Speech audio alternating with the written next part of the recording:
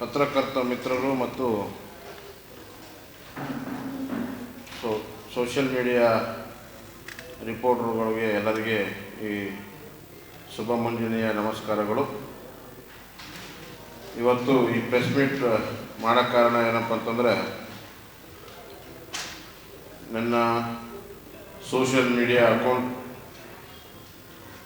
Karnataka law and ಎನ್ಫೋರ್ಸ್ಮೆಂಟ್ದವರು ಭಾರತ ದೇಶದಲ್ಲಿ ban ಮಾಡುವಂಥದ್ದು. ಈ ಕಾಂಗ್ರೆಸ್ ಸರ್ಕಾರ ಬಂದ ಮೇಲೆ ಹಲವಾರು ಸರಿ ನಾನು ಜೈಲು ಹೋಗಿ ಬಂದೆ. ಸುಮಾರು 6-7 ಸರ್ತಿ ಆಯಿತು. ಎಲ್ಲ ಸುಳ್ಳು ಪ್ರಕರಣಗಳು ಹಾಕಿ ಪದೇ ಪದೇ ಜೈಲು ಕಳಿಸುವಂಥದ್ದು. ಸತತವಾಗಿ ಇವರೇನಪ್ಪ ಅಂತಂದರೆ ನಮ್ಮ ಧ್ವನಿ ನಿಲ್ಲಿಸುವಂಥ ಕೆಲಸ ಮಾಡ್ತಾಯಿದ್ದಾರೆ. ಇವರು ಭಾರತದ ಸಂವಿಧಾನ ಫಂಡಮೆಂಟಲ್ ರೈಟ್ಸ್ ಆರ್ಟಿಕಲ್ 19(1)(a) ನಲ್ಲಿ ಸ್ಪಷ್ಟವಾಗಿ ಇದೆ, ರೈಟ್ ಟು ಸ್ಪೀಚ್ ಅಂತೇಳಿ. ಕಾನೂನ ಒಂದು ಸಂವಿಧಾನವನ್ನು ಎಲ್ಲ ತೊಳೆದು ಇವರೇನಪ್ಪ ಅಂತಂದರೆ ನಮ್ಮ ಮೇಲೆ ನನ್ನ ಬಾಯನ್ನು ಮುಚ್ಚುವಂಥ ಕೆಲಸ ಮಾಡ್ತಾಯಿದ್ದಾರೆ. ನನ್ನ ಸೋಷಿಯಲ್ ಮೀಡಿಯಾ ಅಕೌಂಟ್ಗಳನ್ನು ಬ್ಯಾನ್ ಮಾಡುವಂಥ ಕೆಲಸ ಮಾಡ್ತಾಯಿದ್ದಾರೆ. ನಾವು ಬಾಬಾ ಸಾಹೇಬ್ ಅಂಬೇಡ್ಕರ್ ಅವರ ಅನ್ವಯ ಅಂತ ಹೇಳ್ತಾರಲ್ಲ, ಆದರೆ ಬಾಬಾ ಸಾಹೇಬ್ ಅಂಬೇಡ್ಕರ್ ಅವರ ಅನ್ವಯಗಳ ತತ್ವ ಸಿದ್ಧಾಂತಗಳನ್ನೇ ಇವರು ಉಲ್ಲಂಘನೆ ಮಾಡಿ ಆ ಒಂದು ತತ್ವ ಸಿದ್ಧಾಂತವನ್ನು ಒದ್ದು ಸೈಡ್ದಾಗಿರ್ತಾ ಇದೆ. ಅದೇ ಥರ ಈಗಾಗಲೇ ಮೊನ್ನೆ ಸರ್ಕಾರ ಒಂದು ಜಾರಿಗೆ ಮಾಡ್ತಾ ಇದೆ. ಇವರ ಒಂದು ಸಭೆಯಲ್ಲಿ ನಿರ್ಣಯ ಮಾಡಿದ್ದು ದೇಶ ಭಾಷಾ ನಿರ್ಬಂಧ ಕಾಯ್ದೆ ಅಂತೇಳಿ. ಅಂದ್ರೆ ಇದು ಎಲ್ಲ ಅಪ್ಲೈ ಆಗೋದು ಓನ್ಲಿ BJPದವ್ರಿಗೂ ಅಥವಾ ಕಾಂಗ್ರೆಸ್ದವ್ರಿಗೂ ಇದು ಸ್ಪಷ್ಟವಾಗಿ ಹೇಳಬೇಕು. ಅವರು ಏನು ಖಾಲಿ ಹಿಂದೂದವ್ರಿಗೂ ಅಥವಾ ಅನ್ಯ ಜಾತಿಗಳಿಗೂ ಇವರು ಸ್ಪಷ್ಟವಾಗಿ ಅದರಲ್ಲಿ ಹೇಳಬೇಕಾಗ್ತದೆ. ಯಾಕಂದ್ರೆ ನಾವು ಯಾವುದೇ ಅರ್ಜಿ ಸಲ್ಲಿಸಿದರೆ ಕೇಸ್ಗಳಾಗಲ್ಲ. ಸುಮಾರು 100 ಅರ್ಜಿಗಳನ್ನು ನಾವು ಪೊಲೀಸ್ ಠಾಣೆಗಳಲ್ಲಿ ಸಲ್ಲಿಸಿದ್ದೀವಿ. ಈಗ ತನಕ ಕಂಪ್ಲೇಂಟ್ ಮಾಡಲ್ಲ. ಆದರೆ ನಾವು ಇಲ್ಲಿ ತಿರುಗಾಡಿದರೆ ಮಾತ್ರ ನಮ್ಮ ಮೇಲೆ ಕೇಸ್ಗಳು ಮಾಡ್ತಾರೆ. ಈಗಾಗಲೇ ಒಬ್ಬರು ಪೊಲೀಸ್ ಸ್ಟೇಷನ್ ಬಜಾರ್ ಪೊಲೀಸ್ ಸ್ಟೇಷನಿಂದ ಬಂದರು. ನಿಮ್ಮ ಮೇಲೆ FIR ಆಗಿದೆ ಅಂತ ಹೇಳಿದ್ರು. ಯಾವ FIR ಅಪ್ಪ ಅಂತ ಕೇಳಿದೆ.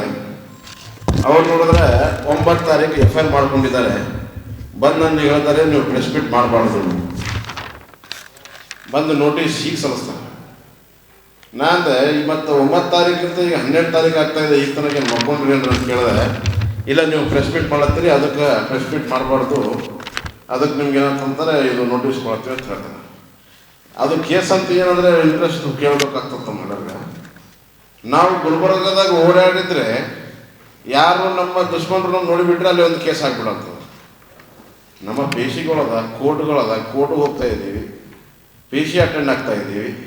ಆ ಸಮಯದಲ್ಲಿ ಯಾರೊಬ್ಬ ಕಾಂಗ್ರೆಸ್ ಮುಖಂಡ ನನಗೆ ನೋಡಿಕೊಂಡು ನಾನು ಅವ್ರಿಗೆ ಜೀವ ಬೆದರಿಕೆ ಹಾಕಿದೆ ಅಂತ ಹೇಳಿ ಕಂಪ್ಲೇಂಟ್ ಕೊಡ್ತಾರೆ. ಇಮಿಡಿಯೇಟ್ಲಿ ಕಂಪ್ಲೇಂಟ್ ಕೇಸ್ ರಿಜಿಸ್ಟರ್ ಆಗ್ತದೆ. ನಮ್ಮದು ಇರುವ ಘಟನೆಗಳು ಏನಪ್ಪ ಅಂತಂದ್ರೆ ನಾವು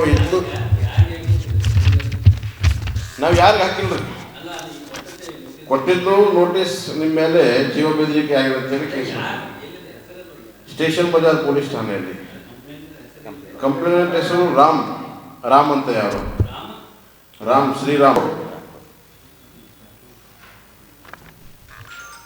FIR number 188/2025 station Bazar PS. FIR copy ಕೊಟ್ಟಿಲ್ಲ. FIR ಕಾಪಿ ನಾನು ಗ್ರೂಪಲ್ಲಿ ಹಾಕ್ತೀನಿ.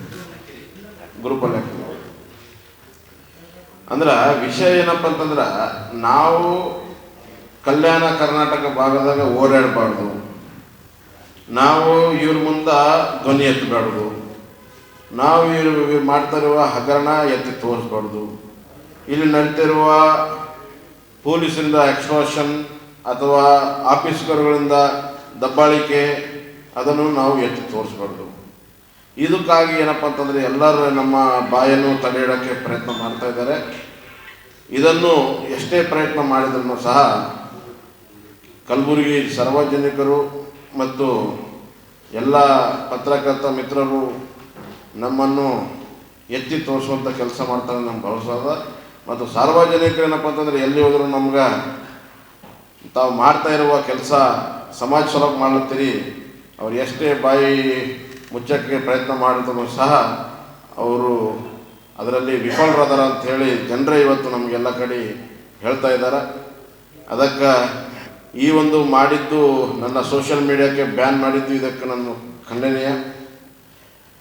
ಮತ್ತು ನಾಯಕರು ಅಂದಮೇಲೆ ಈ ಯಾರ್ದೋ ಭಾಷಣಗಳು ಬಾಯಿ ಮುಚ್ಚುವಂಥ ಕೆಲಸ ಅಥವಾ ಮಾಡೋದು ನಾಯಕತ್ವ ಅಲ್ಲ, ಇದು ನಾಲಾಯಕರ ಪರಿಚಯ ಅಂತ ಹೇಳೋಕ್ಕೆ ಇಷ್ಟಪಡ್ತೀನಿ. ಯಾರಿಗೆ ಜನರನ್ನು ಧ್ವನಿ ಎತ್ತಾ ಇದ್ದಾರೆ ಅವರ ಧ್ವನಿಗೆ ಧ್ವನಿ ಕೂಡಿಸುವಂಥವ್ರು ನಾಯಕರು ಹೊರತು ಯಾರು ಜನರ ಸಮಸ್ಯೆಯನ್ನು ಎತ್ತು ತೋರಿಸ್ತಾರೆ ಅವರ ಬಾಯಿ ಮುಚ್ಚುವಂಥವ್ರು ನಾಯಕರಲ್ಲ, ನಾಲಾಯಕರು. ಈ ಭಾಗದ ಹಿರಿಯ ಏನು 50 ವರ್ಷಗಳಿಂದ ಏನು ರಾಜಕೀಯದಲ್ಲಿ ಪ್ರಬಲವಾಗಿ ಕಂಡುಕೊಂಡು ಬಂದಿದ್ದಾರೆ, ಅವರು ಇದು ಮಾಡ್ತಾ ಇರುವುದು ಅವರಿಗೆ ಶೋಭೆ ತರಲ್ಲ. ಇದನ್ನು ಇಡೀ ಕರ್ನಾಟಕ ಜನರೇನಪ್ಪ ಅಂತಂದರೆ ನೋಡಿ ಈಗಾಗಲೇ ಎಲ್ಲ ಸೋಷಿಯಲ್ ಮೀಡಿಯಾಗಳಲ್ಲಿ ಇಷ್ಟು ಉಗುಳಿದ್ರೂ ಸಹ ಮತ್ತು ಅದೇ ಇವರ ಚಟವನ್ನು ಬಿಡ್ತಾ ಇಲ್ಲ.